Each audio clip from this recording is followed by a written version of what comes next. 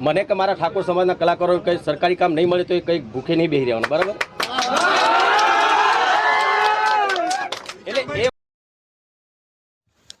તો હેલો મારા ભાઈઓ, એકવાર ફરીથી અમારી યુટ્યુબ ચેનલમાં તમારું સ્વાગત છે। તો મિત્રો આપણે આજે વાત કરવાના છીએ કે વિક્રમ ઠાકોર ફરીથી એકવાર નારાજ થયા છે।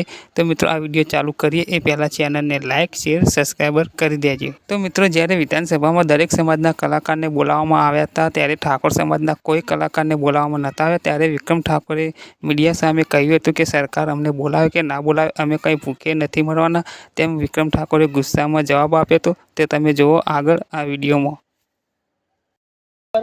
મને કે મારા ઠાકોર સમાજના કલાકારો કંઈ સરકારી કામ નહીં મળે તો એ કંઈ ભૂખે નહીં બેસી રહેવાનું, બરાબર? એટલે એ વાત ના, તમે ખોટી વાત કરો છો, એ વાત ના કરશો, બરાબર? પણ સરકારી કામમાં એ ભાઈ એક વસ્તુ હું તમને કહું, પૈસા નથી મળતા, એ કામ નથી મળતું એવું નથી, પણ સરકાર દ્વારા જો કલાકારને પ્રોત્સાહન મળે તો કલાકારને વધારે એને ધગસ જાગે એમ। સરકારનું સ્વાગત કરતું હોય તો સારું લાગે।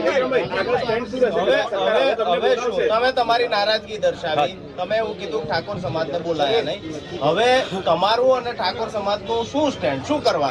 જો હું ઠાકોર સમાજ છે તો હું છું, બરાબર? અને મારા ચાહકો છે બધા, દરેક સમાજના બધા મારા ઘણા બધા ચાહકો છે દરેક સમાજના। તો બસ હું તો એટલું જ કહીશ કે ભાઈ મારા ઠાકોર સમાજ જે મને આગળ કહેશે એ પ્રમાણે હું કરીશ। પણ આ તમારો વિડીયો મૂક્યા પછી ઠાકોર સમાજના કોઈ આગેવાનોએ તમારો સંપર્ક કરવાનો પ્રયત્ન કર્યો? એના પછી કર્યો ને, અલ્પેશભાઈએ બી વાત કરી મારી જોડે, બસ એમણે વાત કરી કે તમે એકવાર આવો, ભૂપેન્દ્ર સાહેબ જોડે તમારી આપણે મિટિંગ કરાવી ને તમારા દરેક આપણા સમાજના અને બીજા સમાજના કલાકારોનું પણ સ્વાગત કરાવી।